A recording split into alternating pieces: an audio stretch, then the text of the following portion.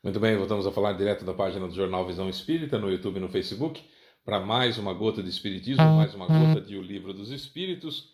Nós estamos no livro 2º, capítulo 6º, Vida Espírita.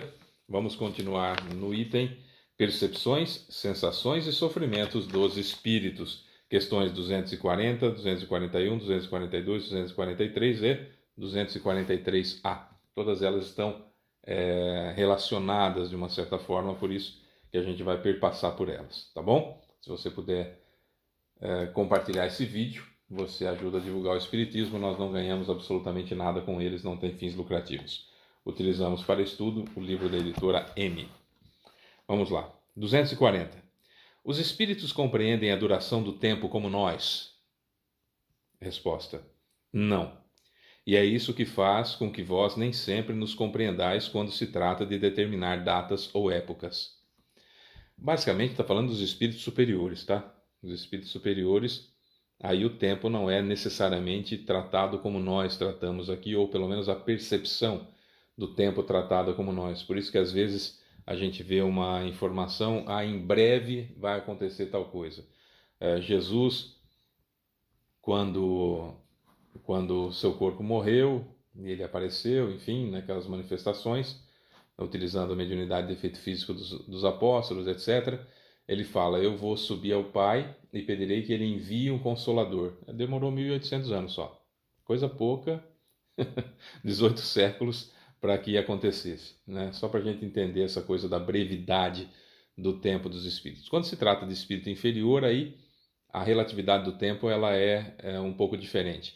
Só para a gente entender a relatividade do tempo, tem uma piada que a gente faz há muito tempo, né? Que é o tempo demora para passar mais rápido ou menos rápido, dependendo de que lado você está da fechadura do banheiro para colocar a chave. Eu acho que aí dá para a gente entender rapidamente o que é a relatividade do tempo, ou seja, a gente não perceber o tempo passando ou cada milésimo de segundo ser uma eternidade, né?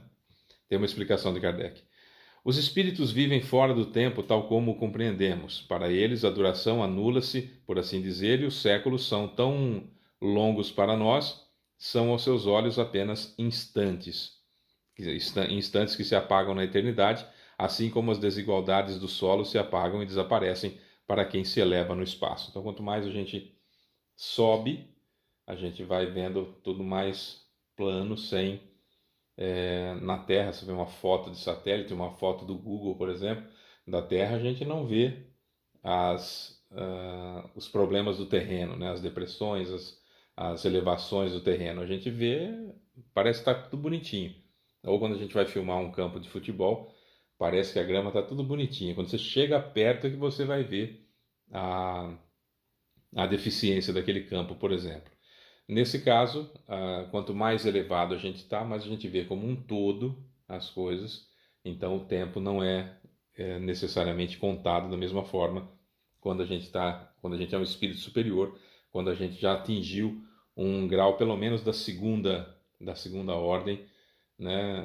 Ali da segunda classe, terceira classe, já é um negócio já bastante elevado já, né? Então a gente já vê o mundo diferente e o tempo diferente. Os espíritos mais atrasados nem tanto. 241. Os espíritos têm uma ideia mais precisa e exata do presente do que nós? Do presente momento, do que nós? Resposta: mais ou menos da mesma forma que aquele que vê claramente tem uma ideia mais exata das coisas do que um cego. Os espíritos veem o que não vedes, portanto julgam de forma diferente da vossa, mas, uma vez mais, isso depende da elevação deles. Quando se está numa colônia espiritual e com acesso às informações, se vê de uma forma. Quando se está no umbral, por exemplo, se vê de outra forma. No umbral, nós estamos imersos na nossa própria consciência delituosa, na nossa própria consciência complicada, vamos usar esse termo. Então, nós estamos ali presos em uma ideia fixa, com resquícios mentais daquilo que a gente produziu durante toda a vida. Numa colônia espiritual, nós estamos nivelados por cima pela vibração dos dirigentes, então a gente tem acesso a outras coisas e uma nova forma de ver. Lembre-se sempre da seguinte analogia, da seguinte comparação. Se você for agora aí na rua da sua casa e olhar, você vai para qualquer lado que você queira olhar, você vai ter uma percepção. Se você olhar para, vai na rua, olha para a rua que você mora, você vai ter um alcance de visão, vai 200 metros, 300 metros. Se você tiver no alto de um helicóptero, a 50, 100 metros do chão, você não vai ver muito mais caminhos do que só aquela rua que você estava vendo? Essa é a comparação. Enquanto eu estou no umbral, eu estou como se eu estivesse dentro de um buraco. Eu só vejo parede para tudo quanto é lado e escuro. Quando eu estou na terra, eu vejo, encarnado, eu vejo aquilo que você vê se você sair na rua. E no plano espiritual superior, ou já evoluído suficientemente, eu estou do alto, vendo todo o caminho, toda a ramificação, tudo aquilo em volta de onde eu me encontro. É nessa situação de ter percepção, da percepção do espírito. 242, perguntou do presente, né? Agora, como os espíritos têm o conhecimento do passado? Esse conhecimento é ilimitado para eles? Então, o sujeito desencarnou, já sabe tudo das vidas passadas, todo o tempo das 65 mil encarnações, aproximadamente, que nós já temos? Resposta: o passado, quando nos ocupamos dele, é um presente, precisamente como te recordas de uma coisa que te impressionou no curso do teu exílio. Só que, como não há mais o véu material que nos obscurece a inteligência, recordamo-nos de coisas que para ti estão apagadas, mas nem tudo é conhecido pelos espíritos, a começar por sua própria criação. Então, aqui já tem uma resposta extremamente importante, quando vem trazer as revelações de como que o espírito foi criado, como que nós surgimos. Fica meio esperto com isso aí, né? Nem descarta, nem acredita. Fica esperto com essa informação, porque não cabe aos espíritos nem saber da própria criação como foi, ainda. Precisa ser muito elevado.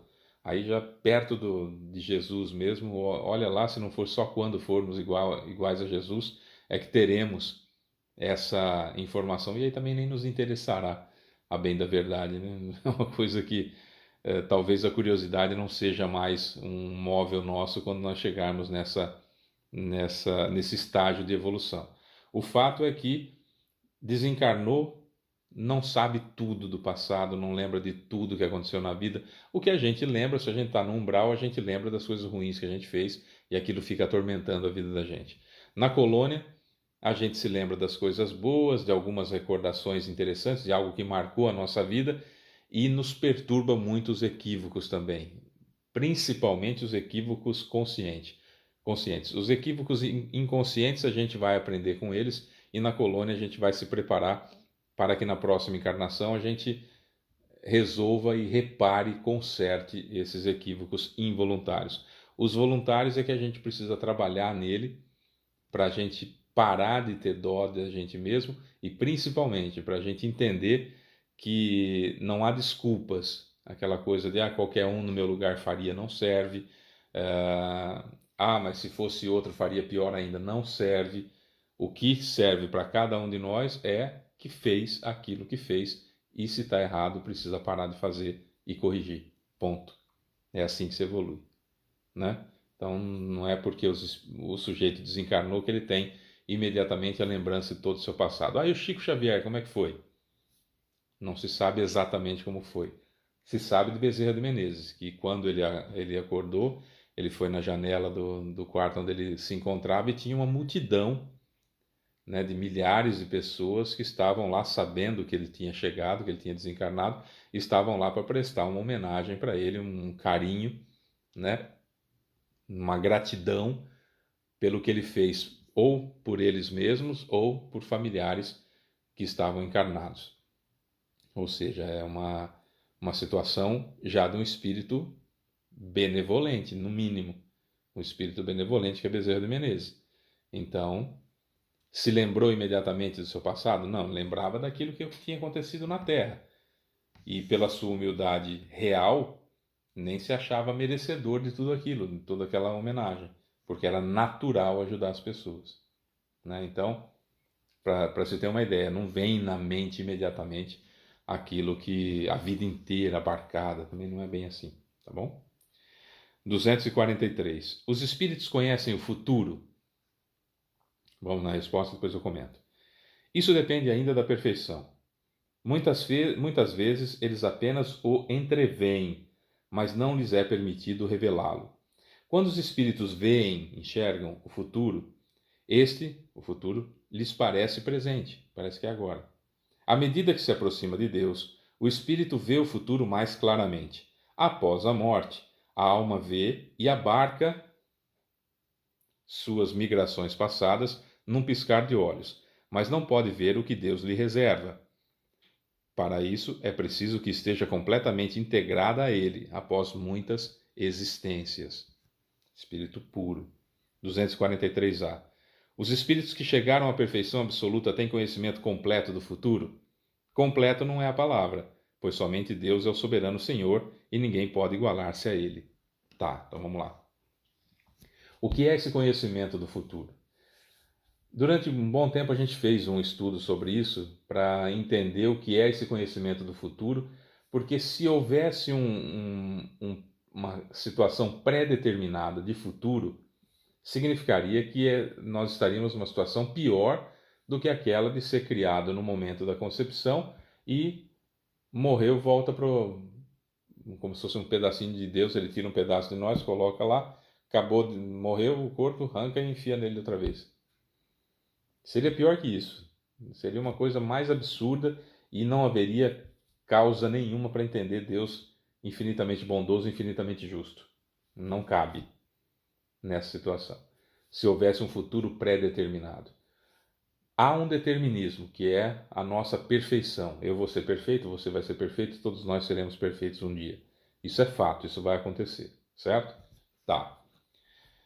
Além disso, não há determinismo.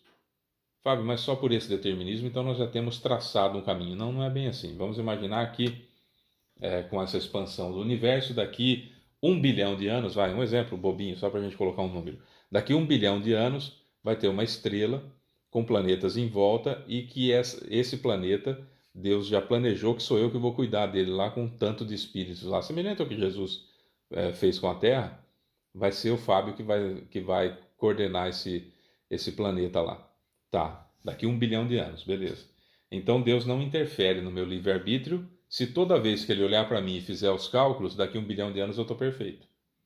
Aí daqui 3, 4 vidas ele olha para mim de novo, um exemplo, né? Olha para mim de novo, faz os cálculos e pelo meu atual estágio ele faz os cálculos, daqui 1 bilhão de anos, beleza, eu tô perfeito, não atrasei a obra divina.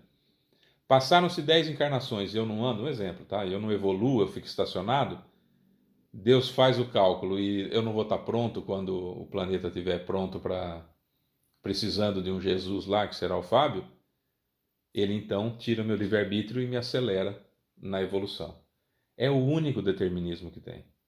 Então, quando os espíritos chegam ao grau de perfeição absoluta, como Jesus, por exemplo, então tem como calcular, chegar à conclusão de como eu estarei daqui certo tempo, do que me ocorrerá daqui certo tempo, daquilo que eu vou colher daqui certo tempo, como que eu faço as plantações da minha encarnação, etc, etc. É como se fosse um cálculo que é feito para chegar a uma conclusão.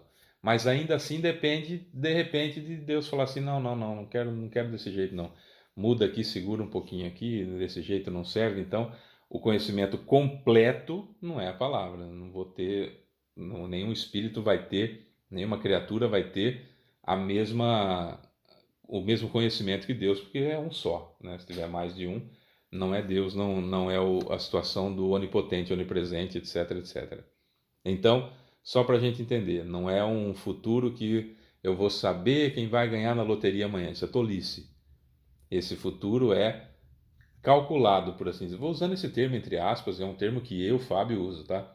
É uma projeção, pode usar também, uma projeção do que vai acontecer lá na frente de acordo com as minhas atitudes aqui ou com a regra, a média das atitudes que eu tenho tomado ultimamente. É isso. O futuro é nessa situação. Não tem nada escrito, não tem nada pré-determinado. Certo? Bom, é isso.